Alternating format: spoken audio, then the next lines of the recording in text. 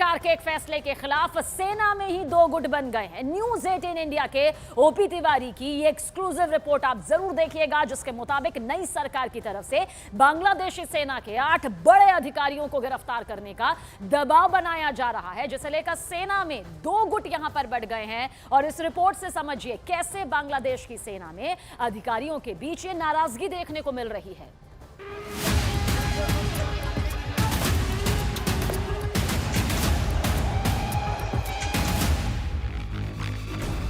बांग्लादेश की सेना में दो फाड़। न्यूज 18 इंडिया की एक्सक्लूसिव रिपोर्ट। सेना के 8 अफसरों को गिरफ्तार करने की तैयारी। बांग्लादेश में हुई हिंसा के बाद अंतरिम सरकार के बनते ही एक नई और बड़ी परेशानी सामने आ रही है। न्यूज 18 इंडिया की एक्सक्लूसिव रिपोर्ट के मुताबिक बांग्लादेश में अंतरिम सरकार और सेना के बीच ही विवाद हो गया है। बांग्लादेश में नई सरकार के एक फैसले के खिलाफ सेना में ही दो गुट बन गए हैं और नई सरकार की तरफ से बांग्लादेशी सेना के 8 बड़े अधिकारियों को गिरफ्तार करने का दबाव बनाया जा रहा है। नई सरकार के इस फैसले को लेकर बांग्लादेश की सेना के कुछ अधिकारियों में नाराजगी दिख रही है। दरअसल बांग्लादेश में शेख हसीना के विरोधियों का मानना है कि शेख हसीना और उनके करीबियों के खिलाफ किसी न किसी मामले में मुकदमा चलाया जाए, उन्हें जेल भेजा जाए। इसी कड़ी में बांग्लादेश में आईना घर के नाम से मशहूर गुप्त हिरासत केंद्र की देखरेख के लिए जिम्मेदार 8 सैन्य अधिकारियों को भी गिरफ्तार करने का दबाव बनाया जा रहा है। शेख हसीना के विपक्षी चाहते हैं कि हसीना के मददगारों को येन केन प्रकार किसी भी तरह से बांग्लादेश में जल्द से जल्द निपटा दिया जाए, जिससे आने वाले दिनों में शेख हसीना को किसी भी तरह से बांग्लादेश में आंतरिक मदद न मिल सके। यही कारण है कि न्यायपालिका समेत अन्य संस्थाओं में बैठे उच्च पदों पर बैठे लोगों से इस्तीफे लिए जा रहे हैं। वहीं दूसरी तरफ अब सेना में तैनात 8 बड़े लोगों की गिरफ्तारी का दबाव बनाया गया है। न्यूज 18 इंडिया की एक्सक्लूसिव रिपोर्ट के मुताबिक गुप्त हिरासत केंद्र की जिम्मेदारी एक मेजर जनरल और एक ब्रिगेडियर जनरल अधिकारी के हाथ में होती थी।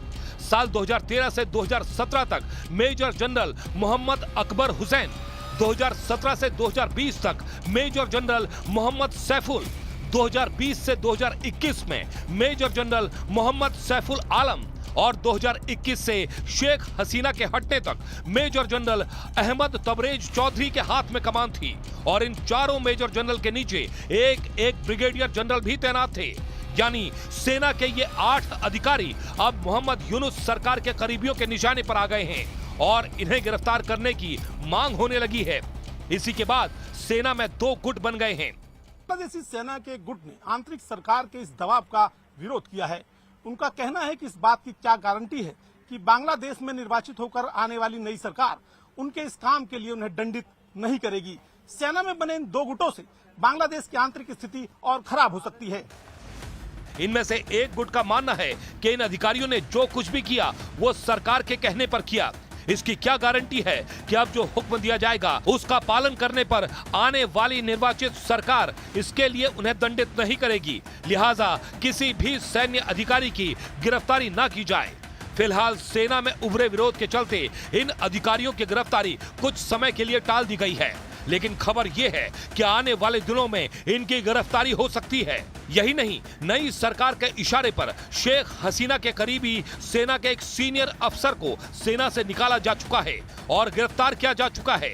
ऐसे में गुप्त हिरासत केंद्र की देखरेख करने वाले 8 अधिकारियों पर भी गाज गिरनी तय मानी जा रही है।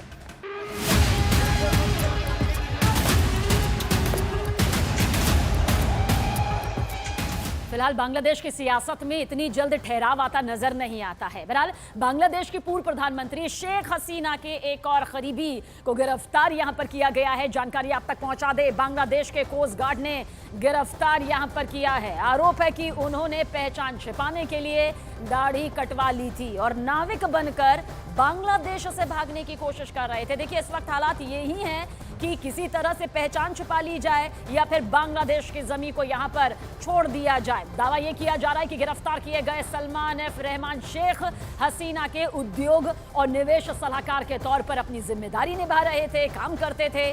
बांग्लादेश की अंतरिम सरकार की कोशिश यह है कि शेख हसीना का कोई भी करीबी, कोई भी सहयोगी, कोई भी मददगार देश छोड़कर ना जा सके, उनकी गिरफ्त में हो।